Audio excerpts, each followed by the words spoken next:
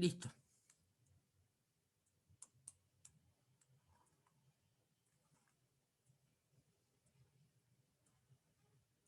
Vamos a minimizar esto. Listo. Bueno.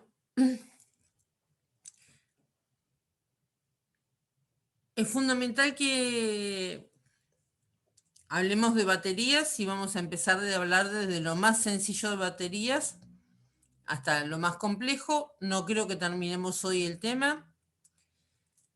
Seguramente lo vamos a terminar de ver la semana que viene porque me gustaría profundizar más en un tipo de baterías en particular que se usan para equipos fotovoltaicos y es lo último que se viene. Esto fue tomado de la CEPA, que es la Asociación Española de Profesionales de Automación, con material propio. Lo que vamos a ver, o parte de lo que vamos a ver hoy, es la celda de una batería, qué características y parámetros caracterizan a una batería.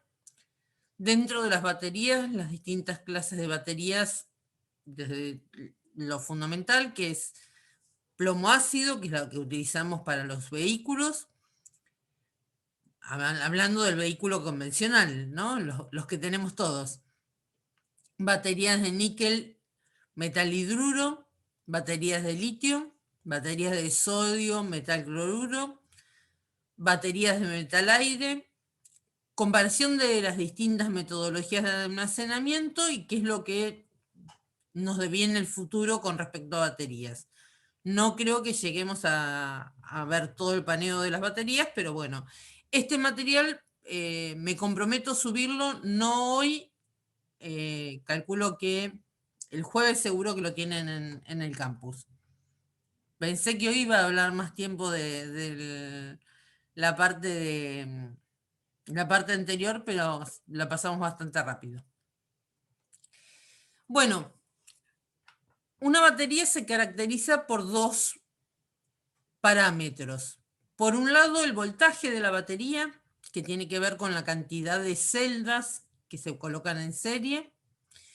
Y por el otro lado, con el amperaje, que es la cantidad de celdas que se colocan en paralelo o el tamaño de las celdas. O sea, cualquiera de las dos cosas varían el amperaje. Pero la realidad es que, contrariamente a lo que pasaría cuando uno habla de una batería, lo primero que piensa es en un vaso de agua. Y uno dice, tengo el vaso de agua cargado, un vaso de 250 mililitros, cuando tengo 250 mililitros de agua. En las baterías no ocurre esto. Una batería de 12 volts en realidad está cargada cuando tiene 13,5 volts y está descargada cuando tiene 11,8 volts, por ejemplo. O sea, uno trabaja con rangos de carga y de descarga en función de la característica de la batería.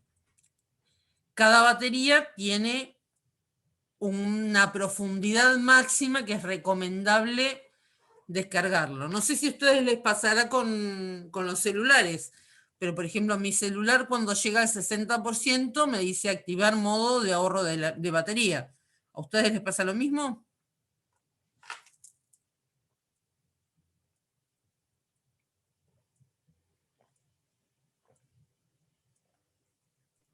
Sí, profe. Yo lo activo, pero no al 60%. Bueno, uno va variando el grado de profundidad, pero ¿por qué será esto de activar modo de ahorro cuando llego a una determinada profundidad? Y ahora, después de la clase de hoy, espero que determines cuál es el valor más adecuado.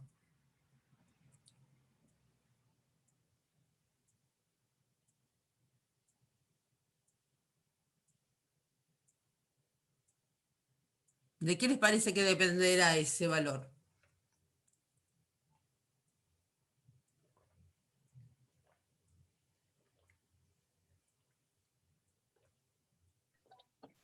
No descargarla por debajo de un límite. No en el caso de los celulares, pero otras baterías, si las cargas por debajo de 11,8 se rompen. Sí, en el caso de los celulares también, o sea, toda batería por debajo de un nivel que vamos a ver profundidad, lo vamos a denominar profundidad de descarga o profundidad de carga, por debajo de ese valor se empiezan a producir procesos que son irreversibles. Entonces se empieza a dañar la batería y disminuye la vida útil de la batería. Entonces, primer concepto, no pensemos que una batería de 12 volts realmente tiene 12 volts cuando está cargada. Lo medimos con un voltímetro y nos va a dar a lo mejor 13,5. Pero si me da 11,8, parecería ser que está muy cerca del valor de los 12 volts y en realidad no tiene la carga suficiente como para entregarme la energía que yo necesito. Por lo tanto, una batería, ¿qué será? Un sistema químico que me entrega ¿qué?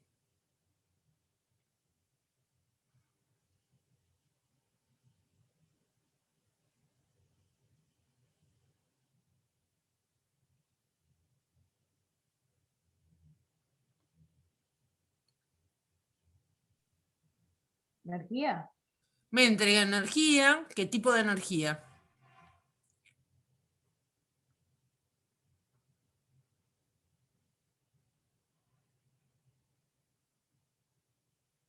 Eléctrica. Eléctrica, exactamente. Que yo después la voy a utilizar, por ejemplo, para transformarla en energía cinemática, si lo estoy aplicando a un juguetito de chicos o lo que sea. Pero en definitiva es un mecanismo químico que me entrega energía eléctrica y que yo lo puedo aplicar para transformarla en otro tipo de energía. Perdón. Primer concepto importante. Si yo tengo una batería de 100 amperes hora y tiene un voltaje por lo que dice la etiqueta de 12 volts, lo que me va a estar entregando es 1200 watts. Perdón.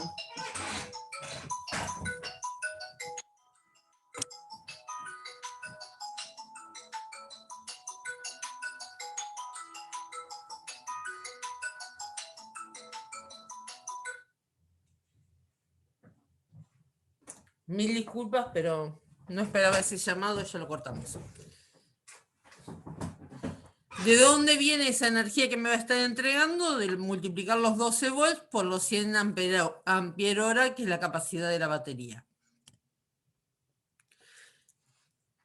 Entonces, lo primero que tenemos que tener en cuenta es que esto es muy raro que la gente lo conozca, la gente que no se dedica a baterías, es que la batería, en las baterías la potencia va a depender del régimen de descarga.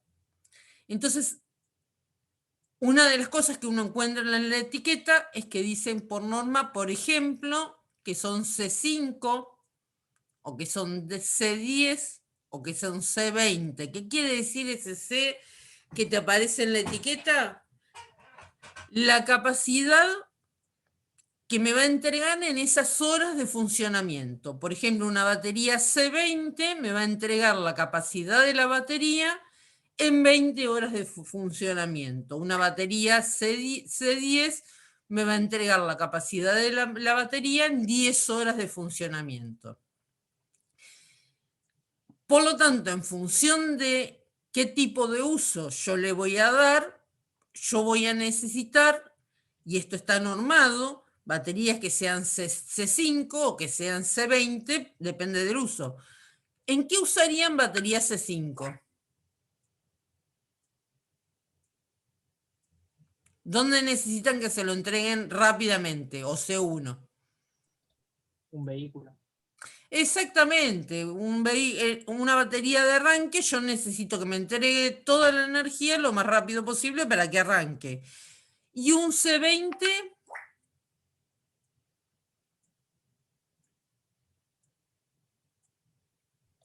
una vivienda. O... Exactamente.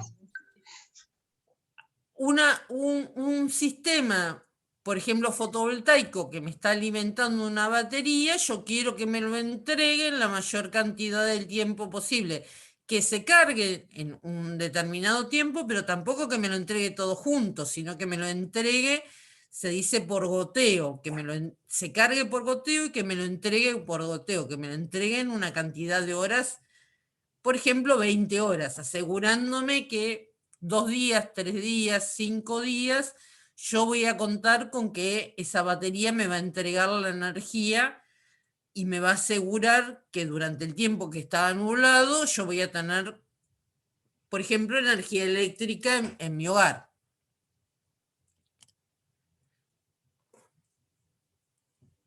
Entonces, una batería de 100 amperes horas, que es C5, me va a entregar 20 amperes horas, porque la potencia es 5 amperes. La potencia va a ser 5 amperes horas por 12 volts, va a ser 60 watts, y la energía va a ser 1200 watts, que surgen de los 100 amperes hora por los 12 volts.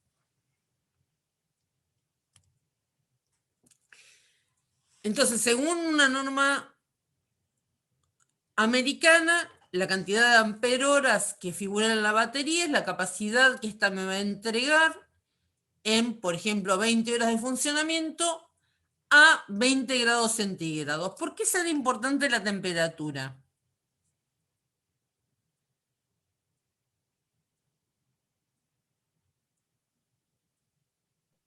Influye en el funcionamiento. Si están muy frías, funcionan mal. O no se pueden Exactamente. descargar tan rápido. Todos sabemos que cuando la batería está que está a punto de morirse, en invierno me deja clavada, porque justamente el funcionamiento electroquímico no es el mismo que en verano. Nosotros empezamos a darnos cuenta que la batería está teniendo problemas justamente en invierno. Entonces, por norma, el funcionamiento de la batería se mide a 20 grados centígrados. Toda batería, sobre todo las baterías de sistemas fotovoltaicos o baterías que se van a alimentar de un sistema eólico, no pueden estar conectadas directamente con el sistema eólico o el sistema fotovoltaico, sino que yo lo voy a tener que conectar, que es lo que hacen ustedes con los celulares, con un regulador de tensión. El aparatito con el cual ustedes conectan la batería en la red para cargar el celular es un regulador de tensión que es electrónico. ¿Qué es lo que les pasa a ustedes cuando cargan el celular? ¿Cómo se carga el celular?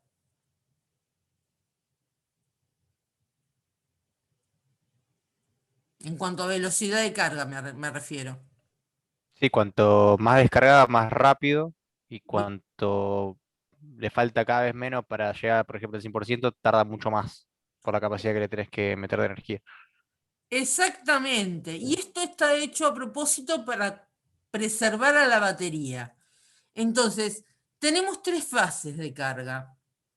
Y el regulador de tensión es tan importante como la elección de un correcto regulador de tensión, es tan importante como la correcta elección de la batería.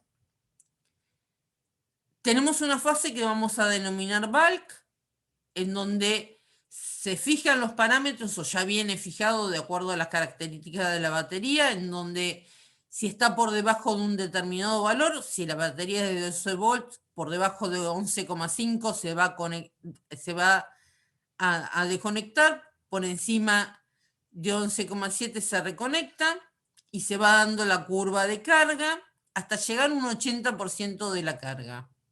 Y después tenemos una fase de absorción, en donde prácticamente se mantiene constante para luego entrar en la fase de flotación. Ahora vamos a ver cada fase en particular. La fase de bulk es cuando comenzamos la carga de la batería, en donde en forma casi inmediata se eleva desde el valor que tenemos hasta 12,6 si estamos hablando de una batería de 12 volts, y después lentamente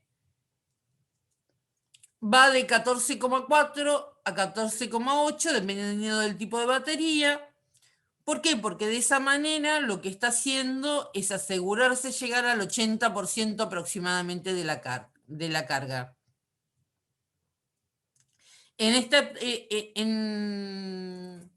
Si le colocáramos alta corriente en esta etapa, acortaríamos la carga, pero lo que correríamos al riesgo es que los electrones hicieran un proceso irreversible en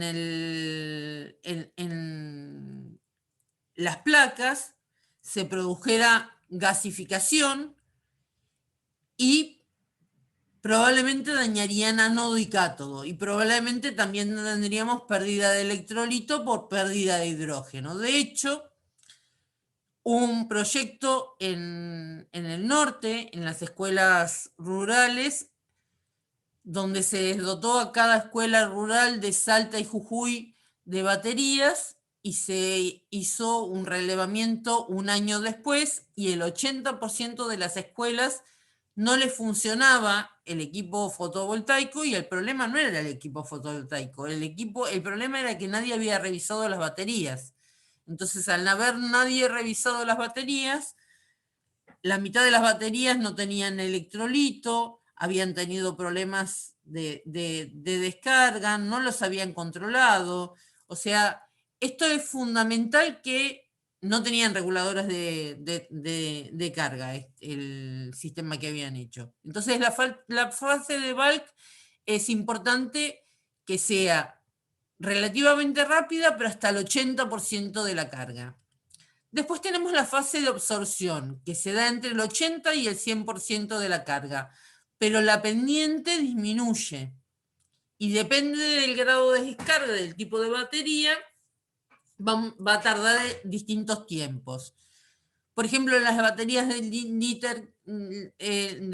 níquel cadmio o las de litio no necesitan llegar al 100%. ¿Se acuerdan que en una época se hablaba, si no la llevo al 100% pierde la memoria? O sea, tiene memoria y no vuelve a cargar nunca más al 100%. No sé si lo escucharon ustedes. Sí, con los celulares viejos. Con los celulares viejos, pero sin embargo, a pesar de todo, es recomendable que una vez por mes los celulares nuevos los carguemos al 100%, pura y exclusivamente para asegurarnos que el sistema está trabajando en forma correcta. Y por último tenemos la etapa de flotación, en donde el regulador de carga lo que se asegura es mantenerlo lo más cerca posible del 100%, frente a pequeñas descargas, vuelve a cargarla. Si el voltaje es demasiado bajo, empezamos a tener sulfatación en las placas.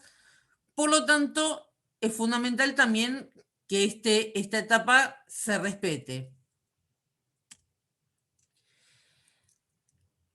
La realidad es que las baterías las tenemos, cuando uno hace el cálculo de la batería, los controladores de carga ya vienen seteados, pero tienen que saber que los voltajes de carga por cada fabricante están compensados. Acuérdense que por norma están a 20 grados, pero que en realidad hay un ajuste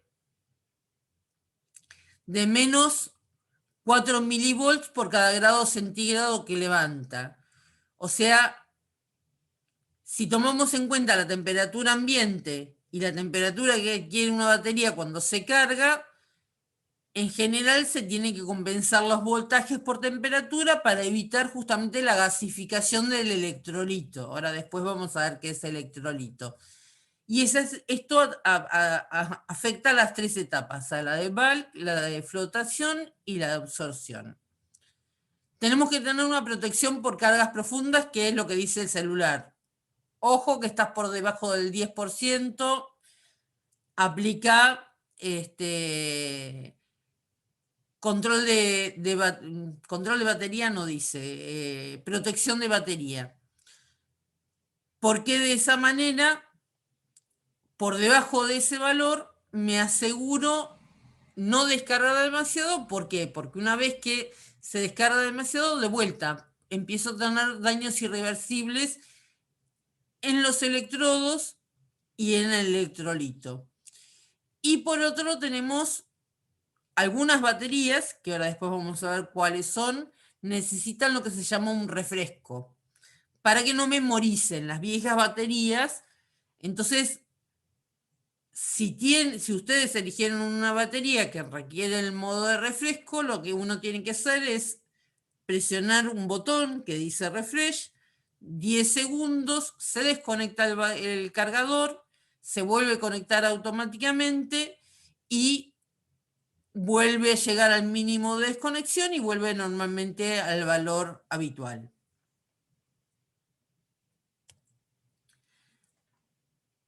Entonces, cuando uno considera la capacidad de una batería, tiene que tener en cuenta que es función del porcentaje de régimen de descarga, de la temperatura de trabajo y de la tensión final con la cual yo voy a trabajar.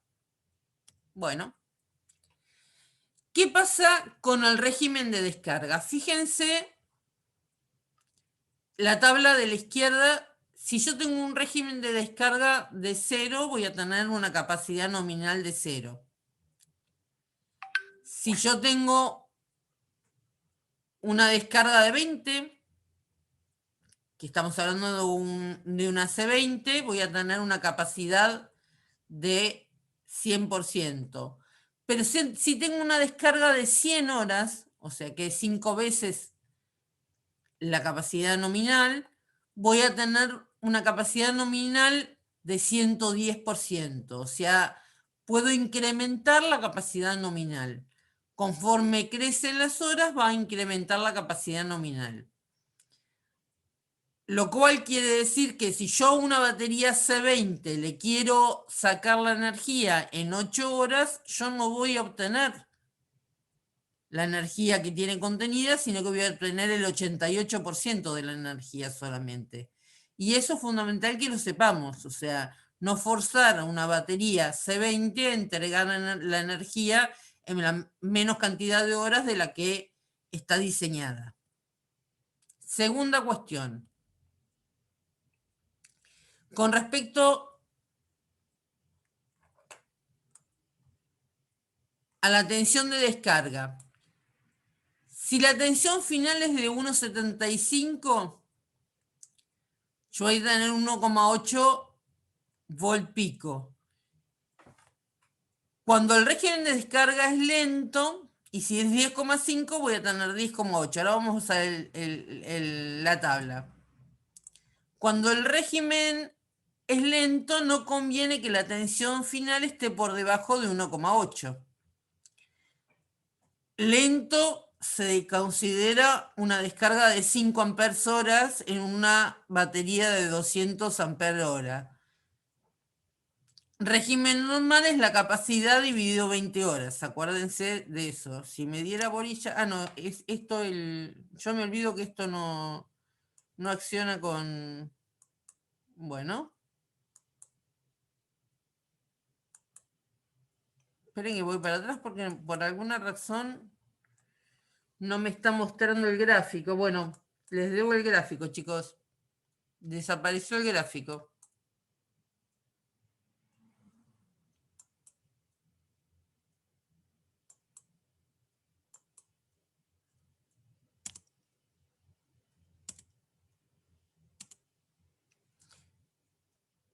Bueno.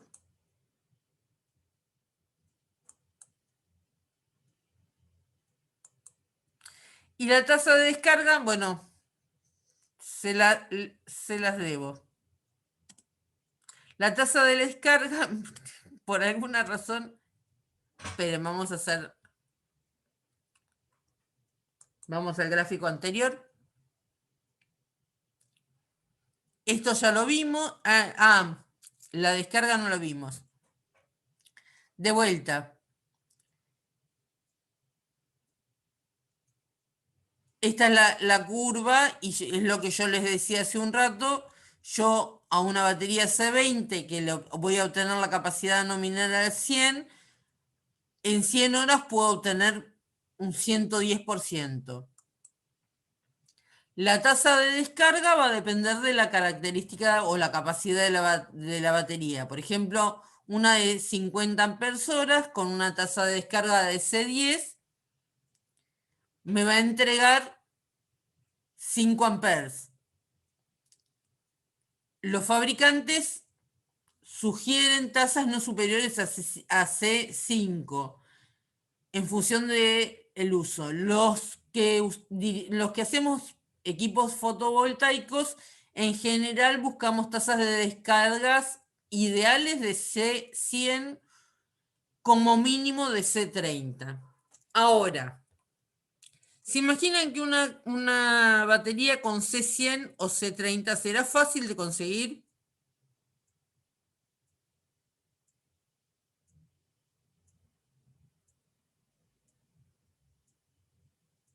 ¿Qué es más fácil de conseguir? ¿Una batería que compro en la esquina de mi casa de plomo ácido o una batería con uso fotovoltaico?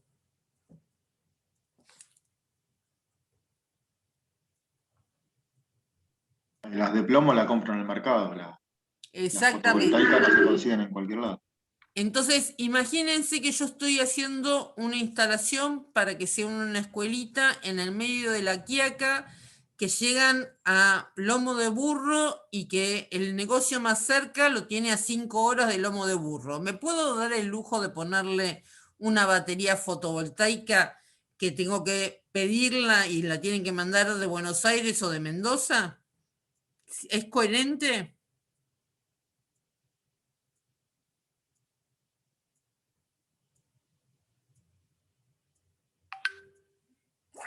Yo no estoy leyendo lo que ponen, chicos, así que hablen.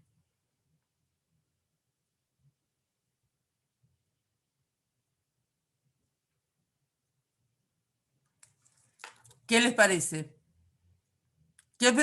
Ustedes como diseñadores, ¿qué elegirían? ¿Una batería de plomo ácido o una batería especial para fotovoltaico?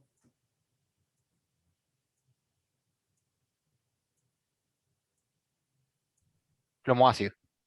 Exactamente, o sea, si bien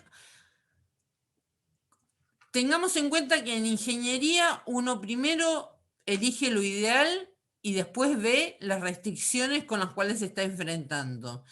Y si yo me estoy encontrando con una restricción en donde llegan al colegio con lomo de burro y el almacén de ramos generales lo tiene a 10 horas de lomo de burro y encima, o de mula, y encima el negocio más grande está en la capital y a lo mejor ni siquiera tiene baterías fotovoltaicas.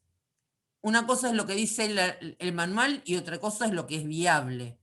Entonces uno tiene que elegir lo viable.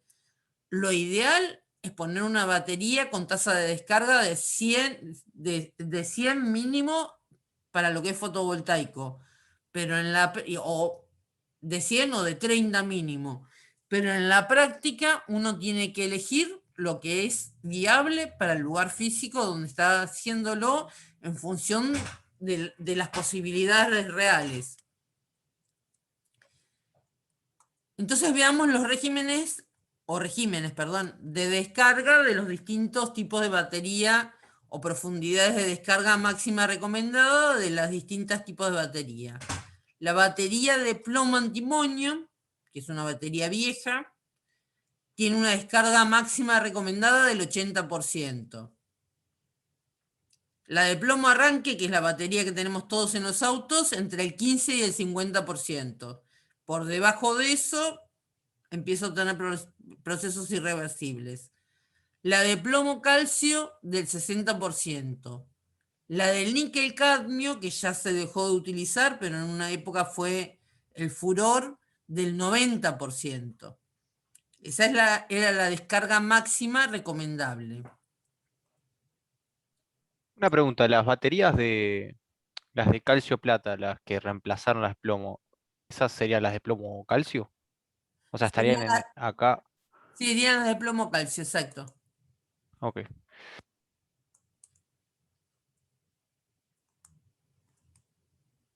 Algunos parámetros que definen las baterías. La energía específica de una batería va a estar dada en watt-hora por kilogramo, que viene de la fórmula E y es igual a C por V sobre M. Siendo C la carga en miliampere hora, V el voltaje en volts y M la masa en gramos. La densidad energética va a ser watt-hora por decímetro cúbico, que va a ser 1000 por C por V dividido L por W por H. Traducido, 1000, C sigue siendo la carga en miliampere hora, V es el voltaje en volts, L es el largo en milímetros, W es el ancho en milímetros y H es la profundidad en milímetros. Y la potencia específica en kilowatt por kilogramo va a estar dada por C por V por C chica dividido 1000 por M,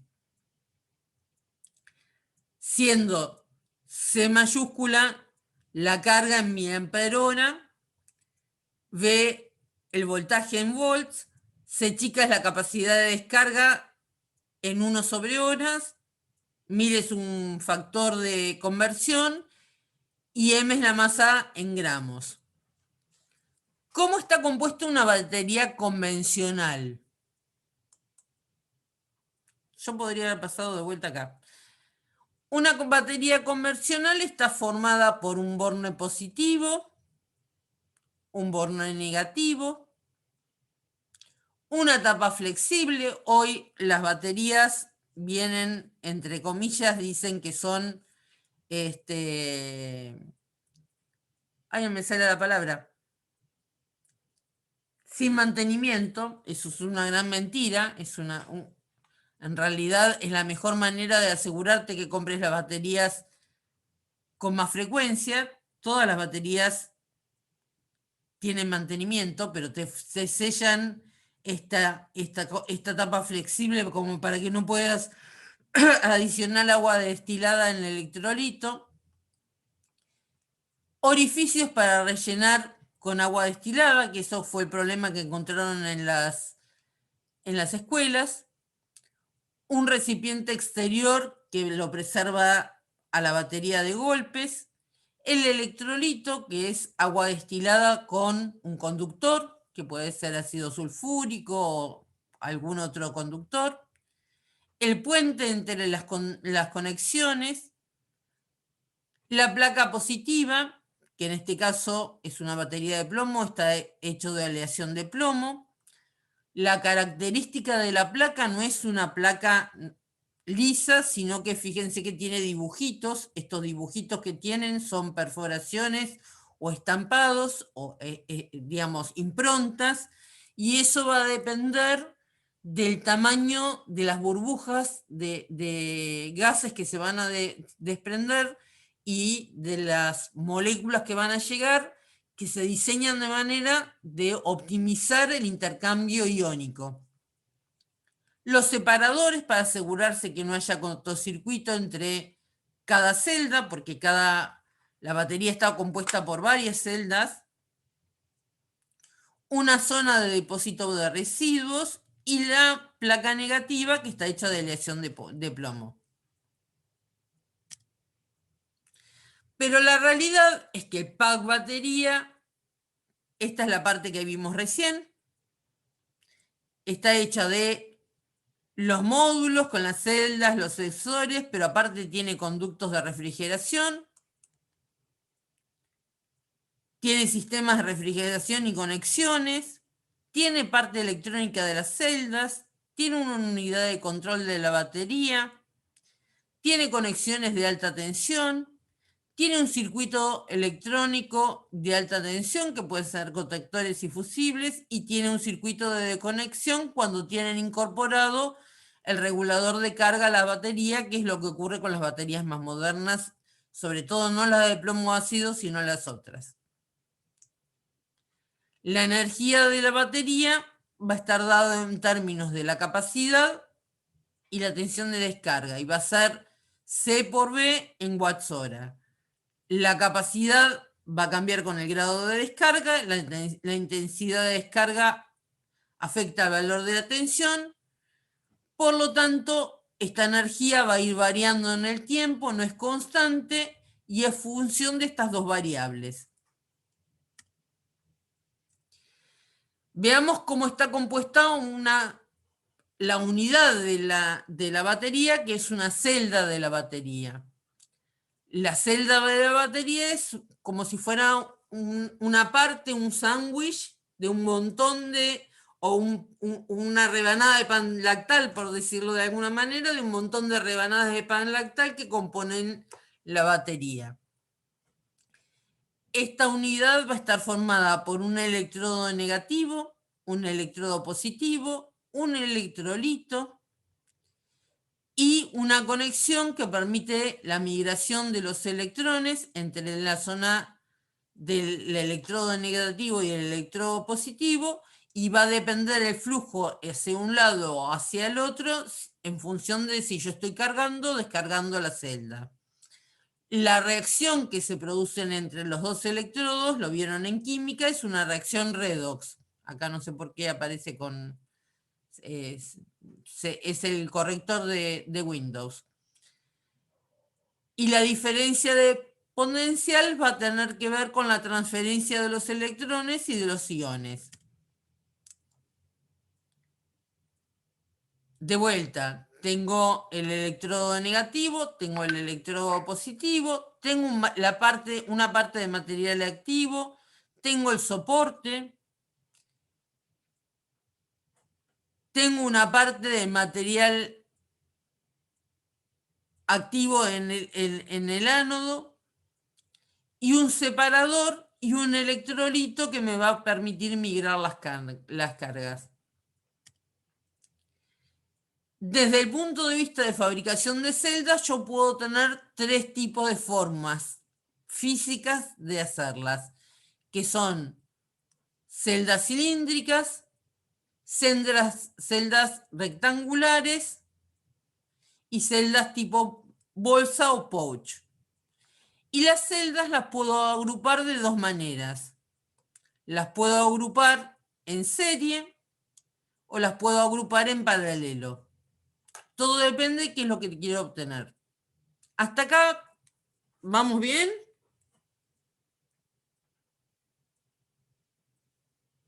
Sí, sí, profe.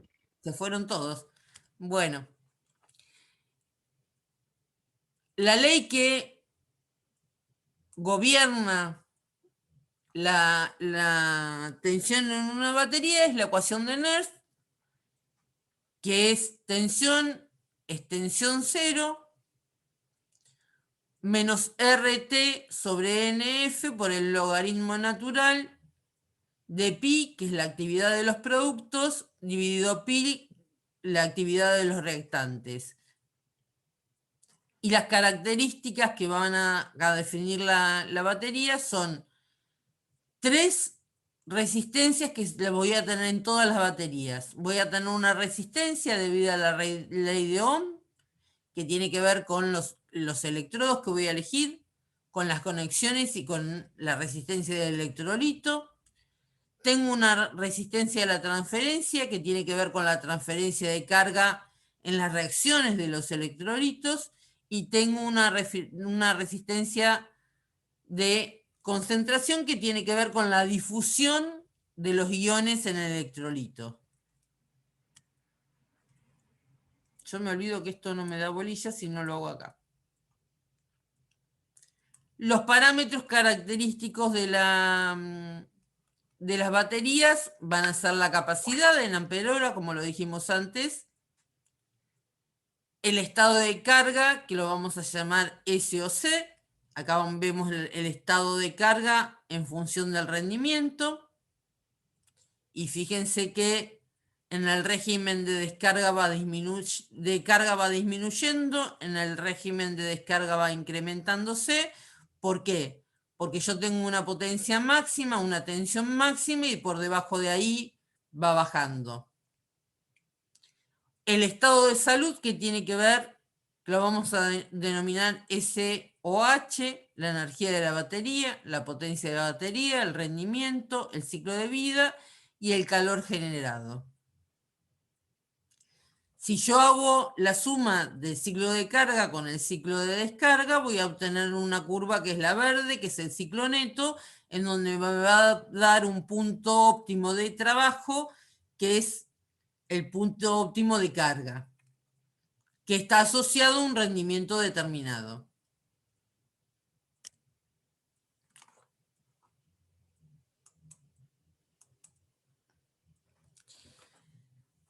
Vemos hoy las baterías de plomo ácido y con esto terminamos la clase de hoy. ¿Qué características tienen las baterías de los autos o las de plomo ácido? Tienen una tensión que es estable, tienen alta potencia instantánea, son fiables, o sea, son confiables, son económicas, son reciclables. Me van a decir, Mónica, ¿cómo son reciclables?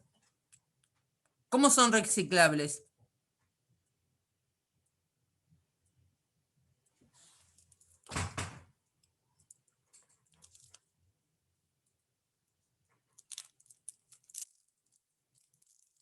Y toda la carcasa me imagino que se debe volver a utilizar Y de la aparte batería. es lo más barato la carcasa. ¿Nunca vieron que cuando vos vas a comprar una batería te dicen, si entregas la batería nueva te hacemos un descuento de... Eso no lo hacen para mejorar el medio ambiente. Eso lo hacen para recuperar la batería, limpian los electrodos, reemplazan aquellos que están dañados y sacan una segunda marca. Lo único que tienen que hacer es reemplazar el electrolito y alguna Sí. placa. Con suerte sacan una segunda marca, si es que no la venden después como nueva. Totalmente de acuerdo.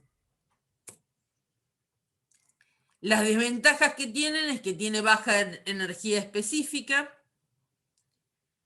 Tenemos problemas con respecto al comportamiento de temperaturas, eso ya lo hablamos. En invierno nos morimos de angustia todo lo que tenemos la batería más o menos con problemas. La vida es escasa, el ciclo de vida es escasa. Tenemos toxicidad tanto del ácido sulfúrico como el plomo.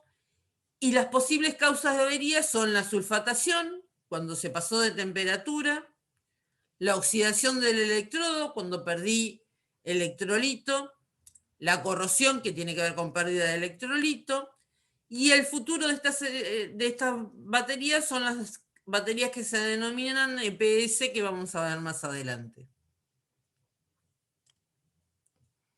Esto se lo dejo para que lo lean, porque es lo que estuvimos viendo recién.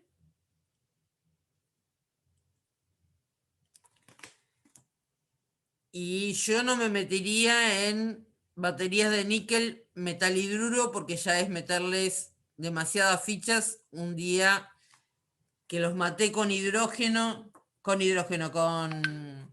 sí, con hidrógeno y con baterías.